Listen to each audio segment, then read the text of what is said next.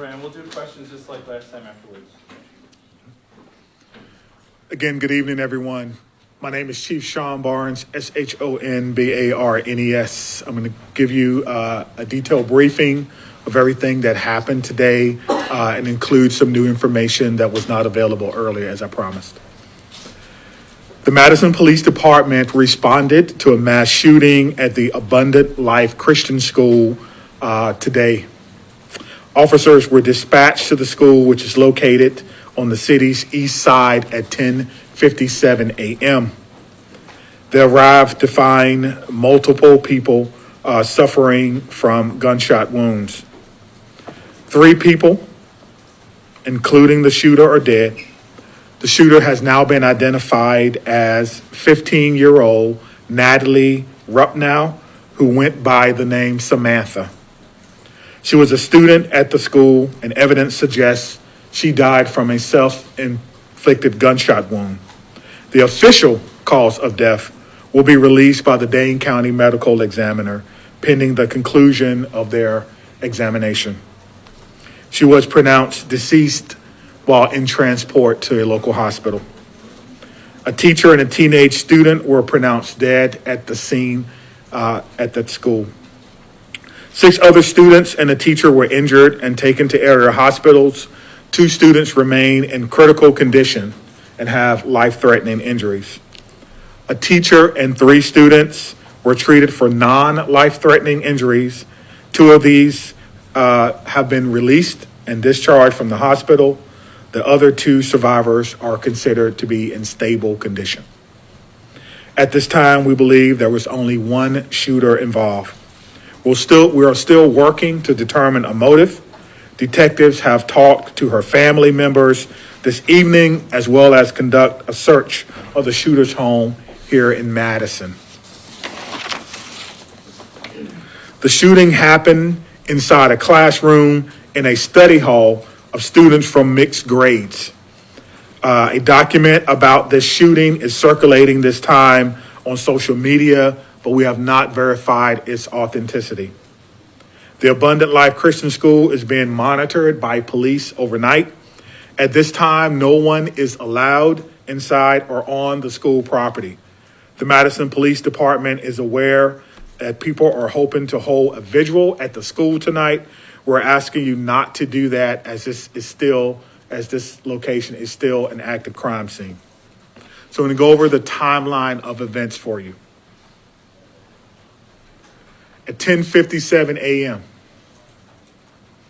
a second grade student called 911 to report a shooting had occurred at school. Don't let that soak in for a minute. A second grade student called 911 at 10:57 a.m. to report a shooting at school. Officers were dispatched to the school at 10:57. A deputy with the Dane County Sheriff's Office was the first officer to arrive on the scene at 11 a.m. 24 seconds later, the first Madison police officer arrived on the scene at 11:01 and immediately entered the school. Officers bravely entered the building as soon as they arrived, not knowing what they were going to encounter. At 11:05, officers inside the school alerted people that the shooter was down and that a gun had been recovered. At 11:05, the Madison Police Department also began setting up for parents and guardians at what we briefly described earlier for you as a reunification center that occurred at 11:05. The Madison Fire Department was dispatched to the scene at the same time. They arrived at 11:05 and began linking up with officers who were also inside, and they were instrumental with providing aid to victims who were suffering from gunshot wounds, potentially saving lives. The first public notice about the shooting was posted on the Madison Police Department Incident Report website at 11:13 a.m. Officers began clearing the school building at 11:14, and bomb dogs started to clear the facility at 11:23 a.m. The Madison Fire Department began transporting patients at 11:26. Again, we want to stress that EMS arrived on the scene at 11:05, immediately connecting with officers to enter the scene, not knowing what they were going to experience. Press briefings occurred at 12:15, 12:30, 5:30, and now at 8:30 p.m. Central Standard Time. Let's talk a little bit about our law enforcement and our community partners. Multiple agencies assisted with the response to the shooting. The Madison Fire Department and several other Dane County and EMS agencies, the Dane County Sheriff's Office, the University of Wisconsin Police Department, the FBI, the ATF, all have played major roles in our response and in our investigation. We also want to acknowledge UW Hospital as well as St. Mary's Hospital for their work in treating the survivors of today's school shooting. Community resources. There are resources available to anyone needing help or needing someone to talk to. The Crime Response Unit with the Dane County District Attorney's Office have been mobilized. This is a group of people who are trained to help victims of mass violent incidents. This group is made up of social workers, attorneys, victims, professionals, former law enforcement, and other stakeholders in our community. If you need assistance, you can contact the Crime Response Program between 8 and 5 during the daytime. I'll give that number again, 608-284-6908, and you can reach them after hours at 608-376-0164, 608-376-0164 after hours. The Wisconsin Department of Justice's Office of School Safety and Office of Crime Victim Services are also providing resources during this critical time. Their Critical Incident Response Team program is designed to minimize the psychological impact of a school critical incident and helps to provide long-term mental care long after this is over. And I don't know how we can minimize what has happened today, but we're going to do the best we can to provide services for all of these children and staff. We cannot forget the staff who bravely took care of their students during this harrowing time. We also want to thank employees of the Dane Healthcare, which we spoke about before. Again, the clinic shut down for the day, and employees assisted with our unification process. We've also seen an outpouring of support from various community groups and businesses: Twisted Ground Coffee, Greenbush Bakery, Ian's Pizza, Culver's, Mission Barbecue, Starbucks, Salvation Army, and all who donated food for the Unification Center so our children could get fed and be taken care of while they waited to be unified with their loved ones. So a lot has gone on today. I can tell you that it's not over. I can tell you that our officers and our detectives and our investigators will have to be told to go home. No one is thinking about going home right now. They're going to still work as long as they can to find as much information as they can. Obviously, we want to have some daylight tomorrow, so the crime scene is locked down at this particular time, but the officers and detectives and investigators continue to work. This has been a rough day for our city. This has been a sad day. This is going to be a day that will be etched in the collective minds and memories of all those from Madison. It's been a long day for you as well. Thank you for covering it, trying to get the information out to the public as early and as often as we can. And with that, we'll take any questions. All right, Laura, do you want to go first? Oh, sure. So there is a Google Doc that is lost that has been circulating on social media. People are saying that is like the manifesto of the shooter. Are you able to talk about that? Yeah, we haven't been able to verify that it's authentic. We're certainly aware that it's been posted, and the person who posted it alleged to have a connection with the victim. We have not located him yet, so I cannot say whether or not that's something that she was a part of. As soon as we can, we'll let you know. The good news is we have shared that with our partners, with the FBI, and so we're certainly looking into some of the things that were written in that particular document. Madison? Right over here, could you just recap those numbers one last time for us on the injuries and the deaths? Sure. That there was some discrepancy there. Okay. Ready? Yes. All right, 3 people, including the shooter, are dead. Identified the shooter for you. A teacher and a teenage student were pronounced dead at the scene. 6 other students and a teacher were injured and taken to area hospitals. 2 students remain in critical condition and have life-threatening injuries.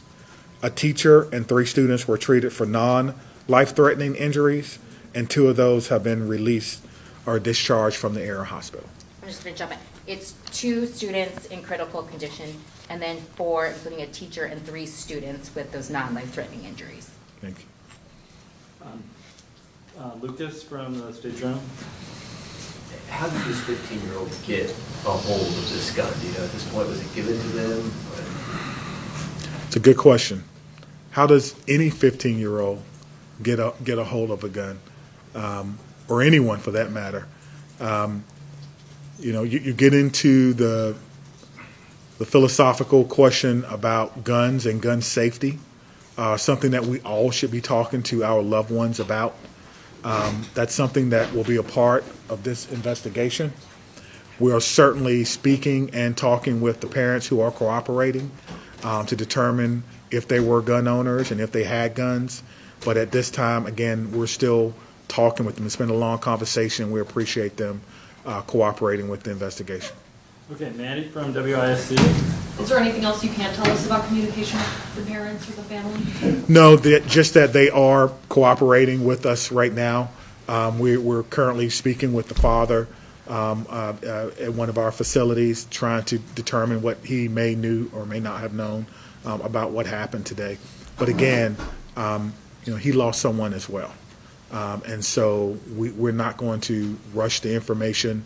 We'll take our time and make sure that we do our due diligence in doing that. Just the father you're speaking with? That's correct. Could you spell the name, Chief, of the shooting? Sure, absolutely. Thank you. You ready? Natalie, Natalie, Rupnow, Rupnow, but went by Samantha, common spelling. Scott from AP. Went by Samantha, common spelling.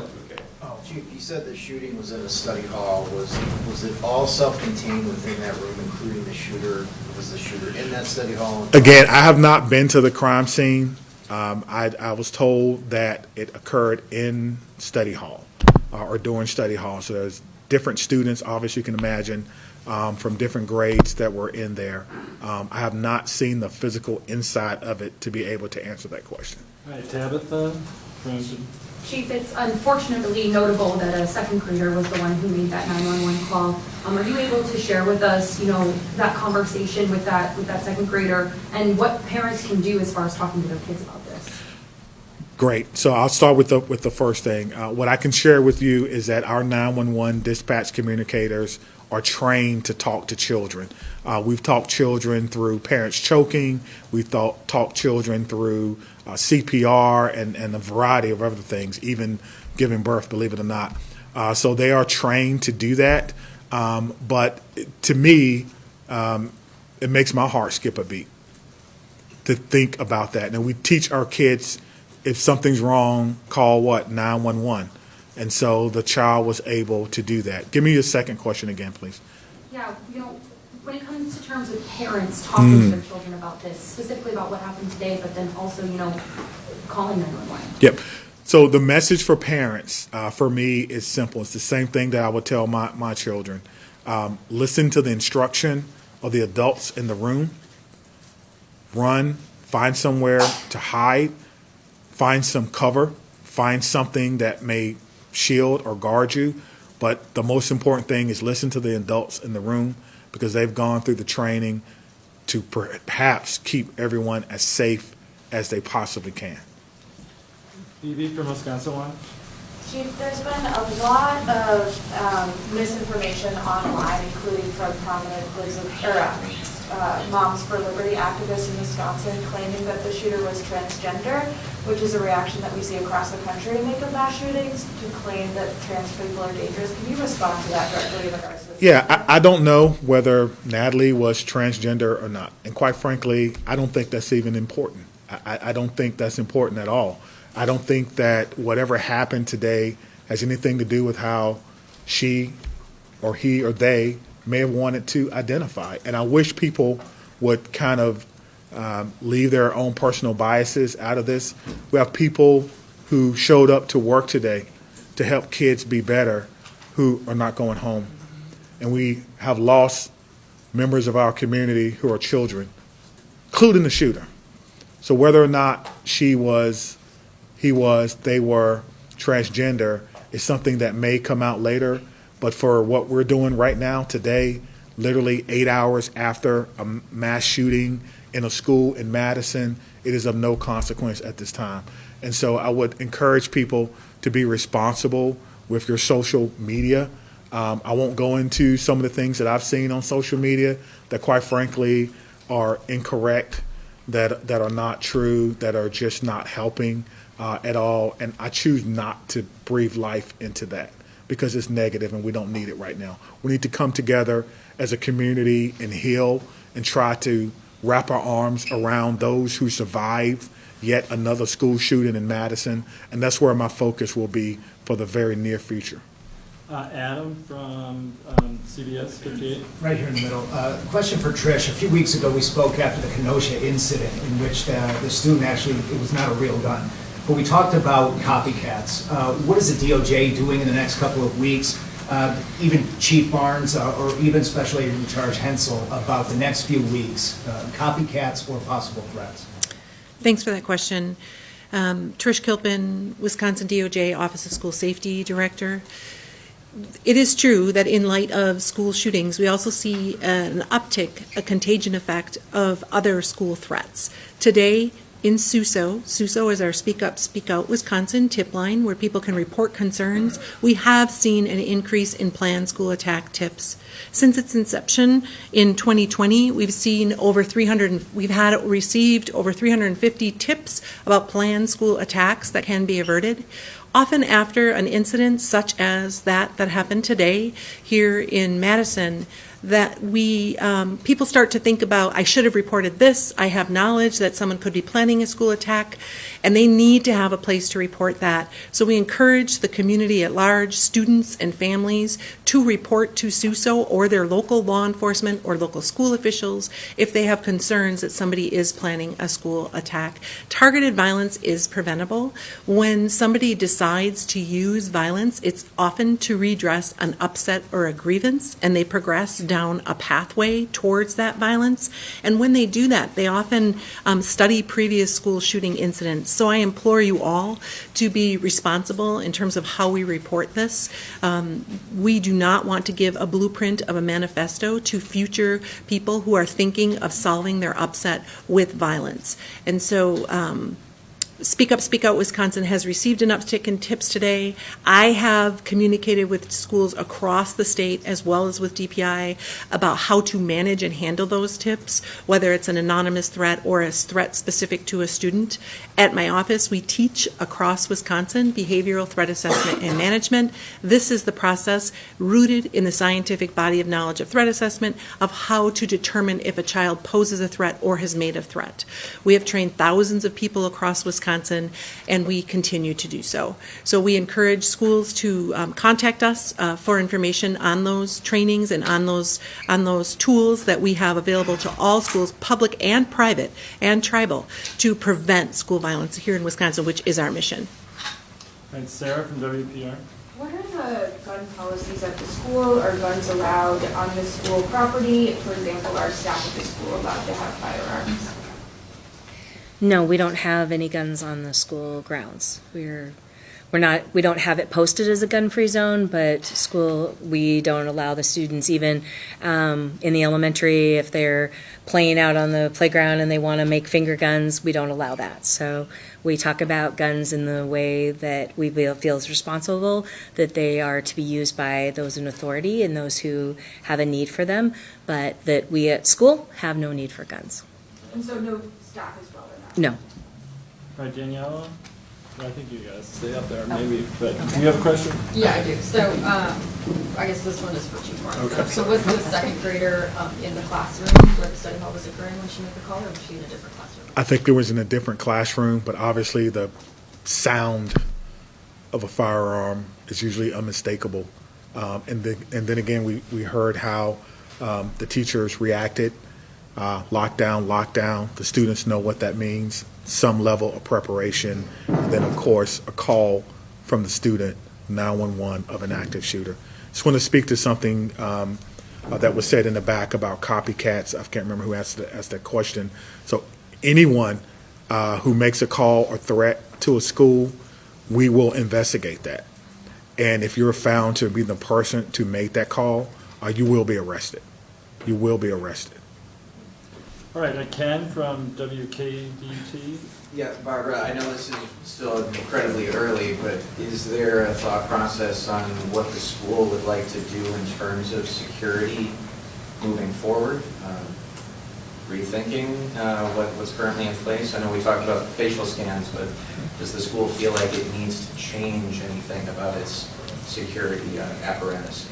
So we're not the experts in security. We work with the experts in security, and so obviously as we go through this process and review it, we'll talk with those who have better knowledge than we do.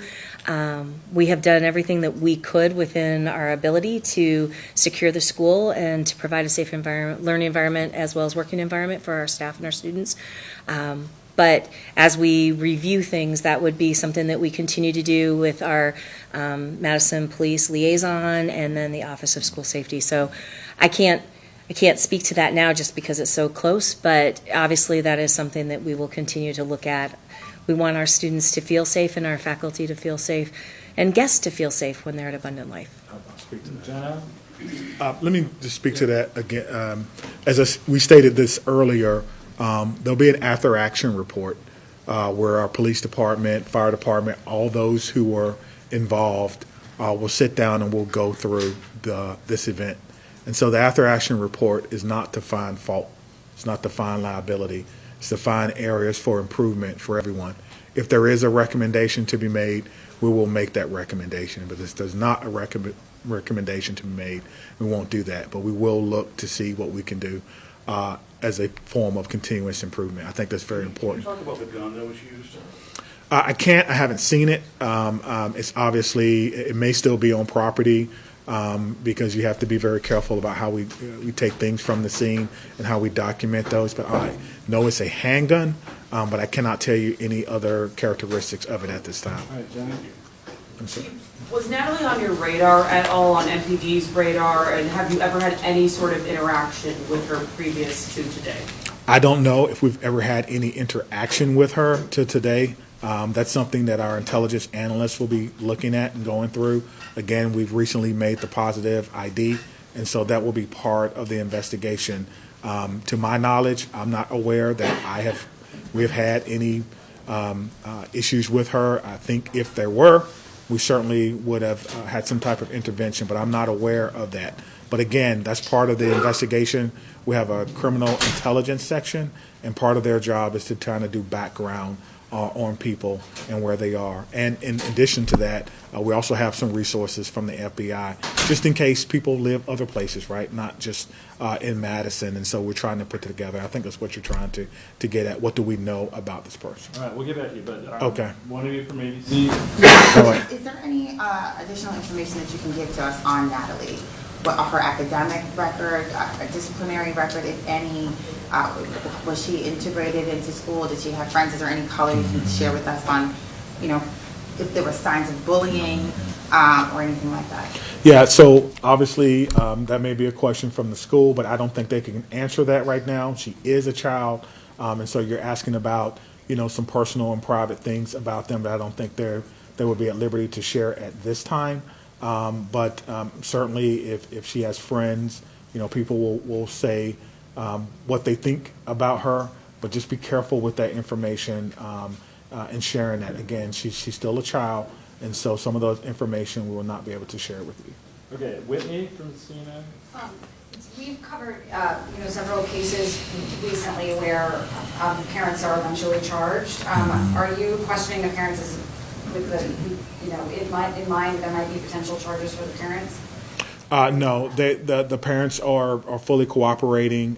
We have no reason to believe that they have committed a crime at this time. Mills?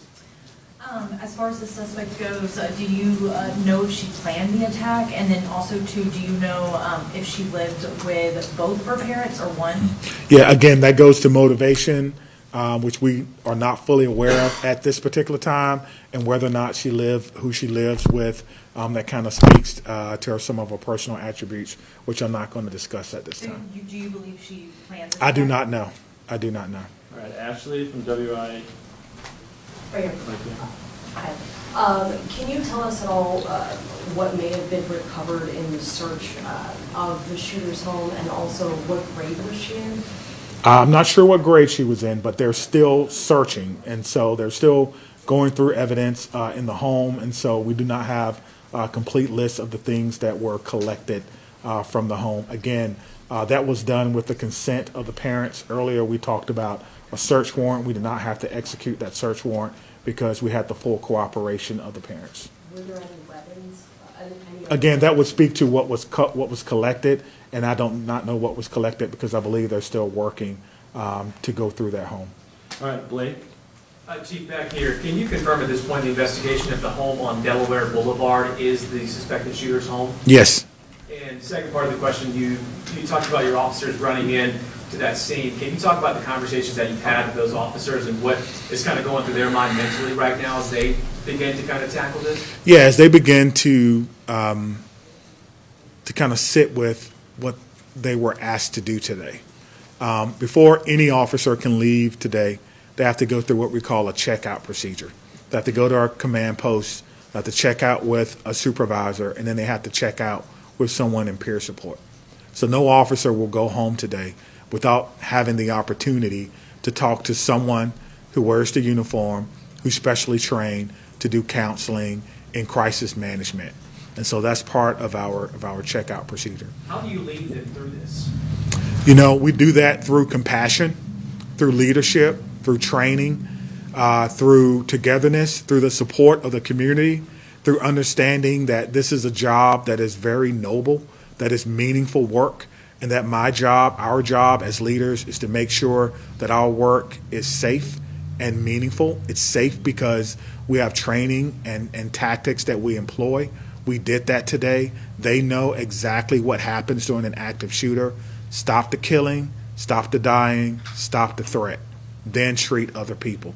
They all know that, and they all did that today very, very well in cooperation with other law enforcement officers from around the county. And so that was our message that we've been talking about for a very, very long time.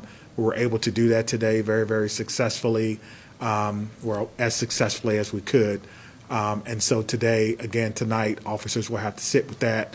We have peer support, EAP, a variety of things available for those officers who had to endure that today. So thank you for asking that. All right, Laura, real quick, and then we got to get out of here. All right. So this shooting occurred a couple of hours into the school day. I'm wondering if there were, if anything was reported about, this young woman who did the shooting, if any teachers said anything or any other students. I would not have information about whether or not she had a record with the school, and quite frankly, that would not be something that we would be able to release. Chief, any timeline on when you're going to release the age and names of the other two victims involved in this? Yeah, I think we want to make sure that all family members have been notified. We want to make sure that all family members are okay with it. Obviously, people will start to speculate. We had a question earlier about social media and how powerful that can be, and information that people will put out. But we have a briefing set for tomorrow in our command post at 1 p.m. And so that will be one of the topics of consideration, being able to put out the names of those persons, children, staff member, who lost their life today trying to protect each other and yet another school shooting. So we'll be back here tomorrow at 1 p.m. and we should wrap it up, Chief. Okay, that's all I have. Thank you so much. Oh, yeah. Thank you. Thank you.